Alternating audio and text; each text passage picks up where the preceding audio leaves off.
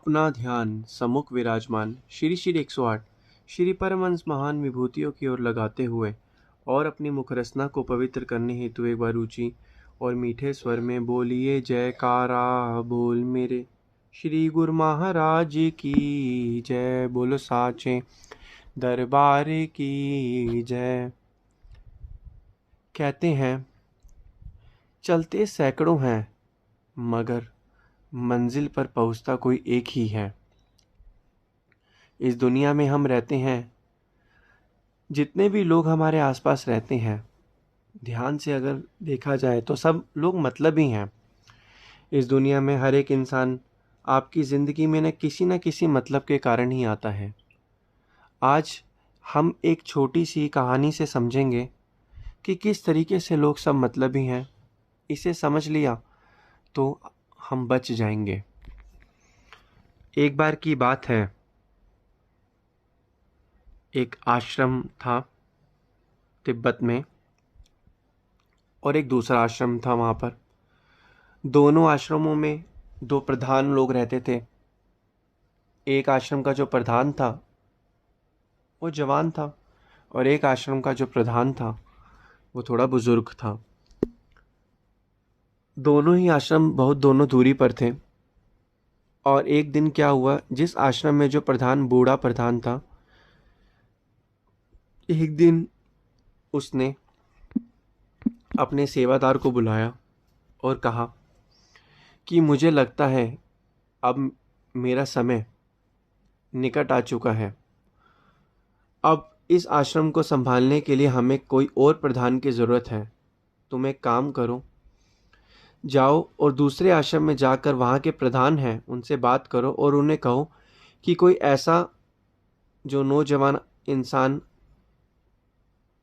यहाँ पर भेज दें जो इस आश्रम को संभाल पाए। तो उनके सेवक ने कहा कि वह आश्रम तो बहुत ही दूर है। तो उन्होंने फिर उनकी आज्ञा मानी और वो वहाँ पर चले गए। जब वह वहाँ पर गए, ऐसे ऐसे उसने पूरा वृतांत सुनाया कि हमारे आश्रम के जो बुज़ुर्ग प्रधान हैं वो बहुत ही बुज़ुर्ग हो चुके हैं। अब वह कह रहे हैं कि हाँ, कोई ऐसा प्रधान दीजिए जो यहाँ पर आके उस चीज़ को संभाल पाए, आश्रम को। तो उन्होंने कहा ठीक है। उन्होंने कहा कल सुबह आज आप यहीं रुकिए। कल सुबह जब आप जाएं तो यहाँ से आप 100 लोगों को लेकर चले जाइएगा। फिर उसने सोचा 100 लोग। वह मन ही मन सोचने लगा प्रधान के लिए तो वहाँ पे आश्रम में सिर्फ एक ही आदमी की ज़रूरत है, लेकिन यह तो 100 लोग कहने देने के लिए।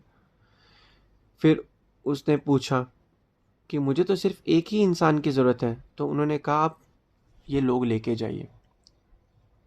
अगली सुबह जब वह वहाँ से निकले अपने आश्रम को जाने के लिए तो उन 100 लोगों को साथ लेकर आए।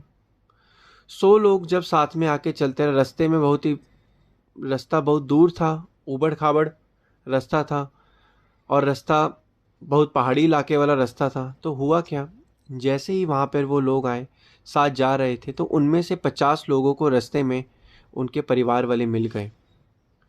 तो 50 लोग जो थे अपने परिवार वालों के साथ चले गए। परिवार वालों ने कहा कि आप बड़े समय से आश्रम में रह रहे हो, आप यहाँ पर आश्रम में रह रहे हैं, आप घर नहीं आए बड़े समय से। तो उनमें से 50 लोग जो थे रास्ते में आते समय उनका गाँव भी पड़ रहा था, तो अपने गाँव को चले गए, घर को चले गए। फिर वो आदमी जो इन लोगों को लेने आया था प्रधान को, उसने सोचा कि लगता है कि उन प्रधान ने बिल्कुल सही कहा, तभी उन्होंने मुझे लगता है कि ज़्यादातर लोग भेज दिए, क्योंकि इनमें से 50 लोग तो यूं ही अपने घर चले गए। फिर वो बाकी के बचे हुए 50 लोग फिर आगे गए। आगे रास्ते में जाते जाते हुआ क्या कि रास्ते में साधु संत थे। तो कुछ साधु संतों ने उन बाकी के जो वहाँ पे जो आश्रम में रह रहे थे लोग, साधु संत जो बाकी के थे, उन लोगों को बुलाया और अपने साथ ले गए। ऐसे करके 20 जने जो थे और चले गए। फिर हुआ क्या, रास्ते में चलते गए, फिर 20 जने तो और चले गए। 50 में से अब 20 जने चले गए, बचे 30। अब 30 लोग फिर साथ चलते गए। चलते चलते हुआ क्या, रास्ते में एक नगर से एक सेठ आया। सेठ रास्ते में मिला। सेठ ने कहा कि उनके जो थे घर में भोजन है, वहाँ पर ब्राह्मणों को बुलाना है, क्योंकि वो जो लोग थे जो आश्रम में रह रहे थे वो एक तरीके से ब्राह्मण ही थे, जिन्होंने संसार को त्याग के उस आश्रम में रह रहे थे। तो उन्होंने कहा ब्राह्मण की ज़रूरत है, तो 10 ब्राह्मणों की ज़रूरत है। वह 10 ब्राह्मण जो थे वहाँ पे उनको ले गए। अब 30 में से 10 और ले गए तो बचे 20। फिर वो 20 लोगों के साथ चलते गए तो उनके प्रधान के उस आदमी के मन में जो था थोड़ा हुआ कि सारे के सारे लोग तो चले गए, कहीं ये भी बाकी बचे हुए लोग ना चले जाएं। ऐसे करके रास्ते में फिर कोई 10 और लोग जो थे चले गए, उनको भी कोई ले गया। फिर बाकी 10 लास्ट आखिरी में बचे थे, उनमें से भी कुछ लोग चले गए। फिर अंत में उनके साथ सिर्फ एक आदमी बचा। फिर उन्होंने कहा और उन्होंने उसको समझाया कि अब अगर हमें कोई रास्ते में मिलेगा तो हमें रुकना नहीं है, क्योंकि हमें वहाँ पे अपने आश्रम पहुँचना है, क्योंकि वहाँ के जो प्रधान जी थे उन्होंने ये कहा है कि उनके पास समय बहुत कम है। पता चले कि हम तो पहले ही इतना देरी हो चुकी है हमें पहुँचने में, पता चले कि जब तक हम पहुँचे वो वहाँ पर जिंदा रहे भी ना रहे, तो हमें तो उन पहले ही जितना जल्दी हो सके मैं वहाँ पहुँचना है। तो उन्होंने उसे समझाया कि अब कोई रास्ते में अगर मिले तो हमें नहीं रुकना, हमें सीधा आश्रम की ओर जाना है।